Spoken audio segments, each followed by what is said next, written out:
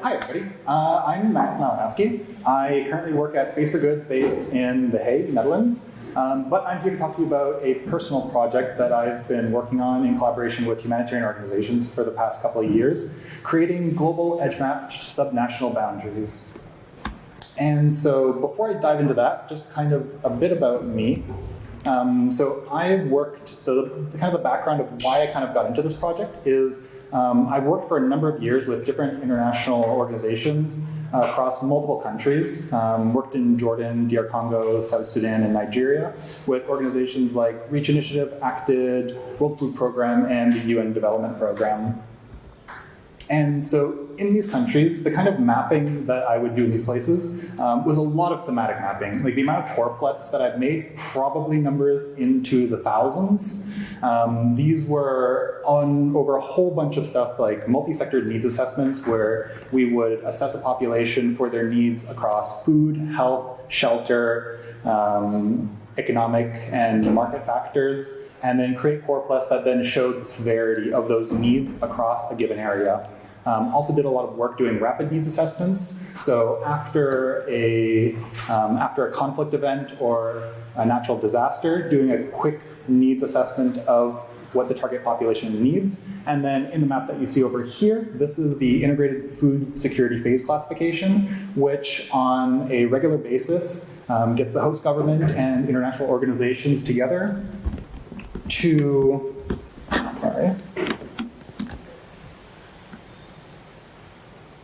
They get international organizations together to map the severity of likely famine in a particular area.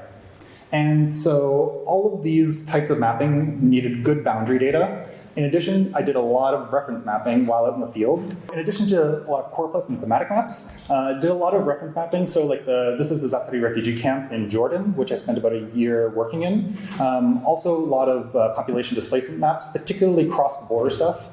Crossing different international borders, and infrastructure maps, like water infrastructure or latrines, that kind of thing.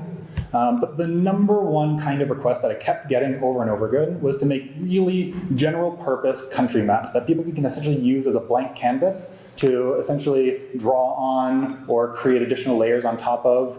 And this is kind of an example of what one of those country maps looked like. I did some in print versions, some in web versions. And these end up being quite high demand. What ended up being even more kind of requested and more difficult to do was something like this, like a regional map. Something super high detailed with a lot of like reference names. So when an event happens at the border of this country, the names of the areas where these events are occurring in are really important to communicate those kind of the context. And getting that kind of contextual information usually requires collating data sources from multiple countries together. And when you get data sources coming from different places, this makes it really difficult to put it all together. So this map that you see here looks really nice, but took a lot of effort to actually put together. These came from 6 different sources and all needed to be cleaned by hand. And every time something updated, it needed to all be redone from scratch. And so this is kind of when I started looking at what would it take to make a holistic, easy-to-use boundary data set? And I started looking to see what was already out there. And so everything that I found it wasn't quite satisfactory. The one that everybody keeps pointing to is GATM. I'm sure a couple of you here might have heard of this. It's very global. It covers the entire world. But there's a lot of issues, a lot of the polygons are generalized, and there's a lot of simplification that the project uses to achieve really clean edges. And sometimes the results are just very wrong. And so somebody working in this country would look at these lines and kind of just really not know what to do with it. There was an alternative, GAUL, which was created by FAO, but it wasn't really clear to be used outside of UN organizations, so not really useful if creating public products with. And then finally, there was Natural Earth, but it only went down to administrative level 1, and some of the boundaries they use are a little controversial due to their de facto boundary policies. So this is when I started getting into looking and see how difficult this would be to put together from scratch. And so one of the reasons why I thought it would be useful to put together a project like this is because it makes regional maps much more aesthetically pleasing to to make. And also, when you're taking things like raster data sets that have like global coverage, it's much more useful to aggregate that to an administrative level than it is to a random hexagon or a square grid. And so I kind of started doing this back when I was working out in the field in 2018, but this ended up taking a lot longer than I thought it would. And so this is kind of the road to how I kind of put together a global boundary data set in kind of 3 steps. So step 1 is the algorithm itself. So this is kind of like one of the really kind of problematic issues that I ran into, like a tri-point between 3 different countries. On the left hand, you see this is where kind of this is what the original data sources show when you put them all on top of each other. And then on the right, that's kind of what you want. And then rather than doing this manually, I was looking for a way to just automatically get the result on the right. And so eventually, kind of the long story short, is I wanted an algorithm that would handle gaps, overlaps, internal holes due to water, also external holes, lakes on boundaries, and handle islands pretty elegantly. And kind of the result that I landed on was something similar to the Euclidean allocation algorithm, if anybody's used kind of like raster analysis, where you allocate empty space to the nearest value. I kind of implemented something like this, but for vector space. And kind of how that worked is I would feed a boundary into this algorithm that I designed, and it would place dots, little tiny points all along the edges of that input polygon.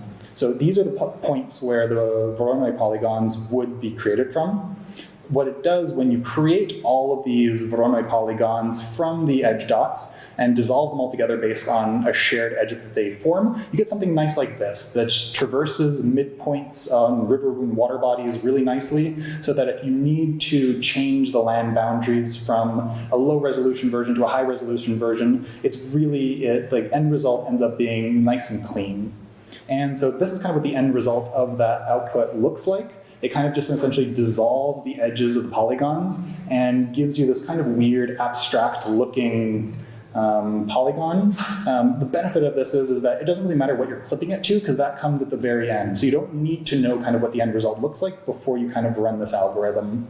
And so here you see this is what it eventually gets clipped to if you clip it to an international boundary layer. And then this kind of just shows like the before, middle, and after kind of step. In green, this is the original data set as it's kind of like taken from the source. And then in blue, this is everything that gets extended out. And then red is kind of what the end result ends up being. And so the red is like this follows some kind of international boundary line. And so originally I'd gone through I used a couple of different technologies. Originally this was all kind of written in QGIS. This ended up being really slow. For something like taking the Canadian boundaries, this would take maybe up to 3 days to run in total. But then switched everything over to PostGIS, and the entire thing would all run in like 30 minutes. And so this kind of made me a convert over to PostGIS. And just like, it's a little bit more difficult, but the speed improvements ended up being really kind of worth it. And so if you have your own data sets that you want to do some processing with this on, the tool's available for download at GitHub repository. It's just a Docker tool that's wrapped up, and you just kind of do a Docker compose up in order to run it. And so that was the first step. So then step 2 was looking together at some data sources. So what are good primary data sources that could be put together to make a nice global administrative map? So in order to make a data set like this, it would need kind of 3 parts.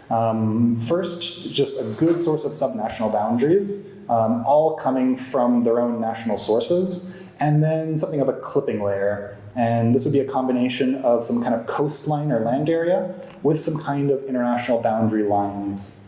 And so going through each of the different data sets that I actually used in this, because I come from a humanitarian background, I used a source from the Office for the Coordination of Humanitarian Affairs. They have a data set called Common Operating Datasets, which is available on the Humanitarian Data Exchange. And for the countries that they operate in, these are usually developed directly with coordination with the host governments and are usually quite authoritative and really high quality. Some of the limitations behind this is it's kind of a bit of a manual extraction process. They don't really quite have an API for you to automatically get this. And so there's a little bit of a manual cleaning step. Some layers, like this one for Nigeria, have different levels of coverage. You'll have like a super detailed source for administrator level 3, but it only covers a corner of the country. And so you kind of have to know, if you're doing a global data set, which layer you can actually use for a full country coverage. And additionally, on the top right, you can see in green, it doesn't really cover the whole world, but just kind of countries that they have an operational interest in. And so since this was kind of the data set that I wanted to use but didn't have full worldwide coverage of, there was an additional one that I used as a fill-in backup. And this is one by the William and Mary GeoLab based in the US. They have a project created called GeoBoundaries, which attempts to create an entire database which uses open license compatible datasets to build a repository that researchers and really anybody can use to include this data in their own projects. So the strengths of it, they have an API, they have global coverage, but they've kind of gone to the approach of taking each layer from separate sources. So here on the right, you'll see an administrative level 3, and the 3's in green and the 2's in red, and you can see the 2 layers don't quite align with each other. So if you're looking to make something that's strictly hierarchical, it requires a little bit of data massaging in order to get it to that point.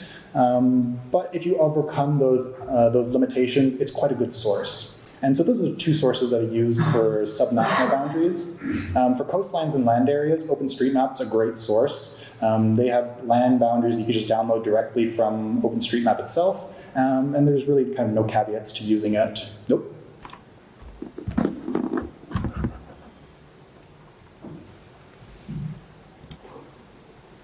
And then finally, kind of the last piece of the puzzle is finding a really high quality set of international boundaries to use. After doing a lot of looking, there was one source that kind of stood out above the rest, which was the US Department of State's Humanitarian Information Unit, which publishes a data set called Large Scale International Boundaries. And these are a super detailed set of lines that over the course of decades have documented international boundary lines. Super high resolution, really well documented. The only kind of limitation is this is a very US-centric point of view. And so it reflects US policy rather than something like the UN's view. And so if this would be like adapted for international or like humanitarian use, there would need to be some modifications made to it in order to reflect that kind of view. And so to find a source that depicted what kind of the UN views as their suggested source, they do publish a map called the Clear Map, which is their recommendation for representation of international boundary lines. If you search for UN Clear Map, this is what you'd get. It's quite limited. They don't really want you to have a high resolution version of it because it isn't supposed to infer any kind of endorsement on their behalf. But they do have simplified boundaries, like simplified polygons you can download, and it is a helpful reference just to see kind of like a comparison. Finally, having just good names, a good database of names to use. The UN Statistics Division publishes their M49 standard, which has a highly standardized list of names and codes to use, which are which uses ISO codes, ISO alpha 2s and alpha 3s. And if you go directly to their website, you can just download it all as a CSV file, which ends up being quite convenient. The only limitation about this one is it doesn't quite have disputed areas, and so those had to be added in manually. Since we're here in Kosovo, this unfortunately is a disputed or autonomous region when viewed by the UN. So the data set that I produced has 3 different versions to represent all 3 different versions and permutations. There's an all version, which just shows any disputed or autonomous region separately. There's an international version, which adheres as closely as possible to the UN Clear Map. And then you can see on to the right, this is actually what kind of the Clear Map shows. So there is kind of a suggestion to show some indication of autonomous zones. And then there's a US version, which just displays the Department of State boundaries as per the original data set. And so then finally, putting this all together, what this kind of looks like, this entire pipeline is run from scratch every time it's generated so that it accounts for all the changes in every data set every time it gets run. This starts first with land coastlines, just as kind of a starting point. On top of this, the Department of State large-scale international boundaries are put on top of it. But since these are only lines and not polygons, they do need a little bit of a supplement layer to group islands and to extend out into coastlines. And then once these are dissolved together, this forms a nice clipping line that then forms actual polygons that you can use. And so this polygon serves as a clipping layer. And then, so you can then take individual boundaries, put them through the algorithm, have them extended and then clipped to the clipping layer. And then the final result is a super high resolution global coverage of administrative boundaries that go from level 0 all the way to 4. And so this entire thing is quite efficient, runs in about 3 hours. So there's nothing really limiting it from being run on a daily basis. The only kind of limiting factor is the fact that most of the sources that make this up need kind of a little bit of manual data cleaning or manual massaging in order to make them workable. And so I've been working with the original data producers to help build some better APIs and automation so that their own host data sets can be more machine readable and accessible to just the public at large. I've also created just a web dashboard that really quite easily just takes all this really complex data and then just you have a URL that you can then just click and then kind of explore this with. And this has been a good way to kind of just share this with non-technical users. And so essentially this is the project kind of in a nutshell. It's a kind of an effort to improve kind of like core foundational data sets that I see get continuous use in a community that I've put a lot of work into, and this has kind of been my contribution to help improve just the quality of the foundations to make it possible for other people to build higher quality, more feature-rich applications on top of. So that's the project in a nutshell.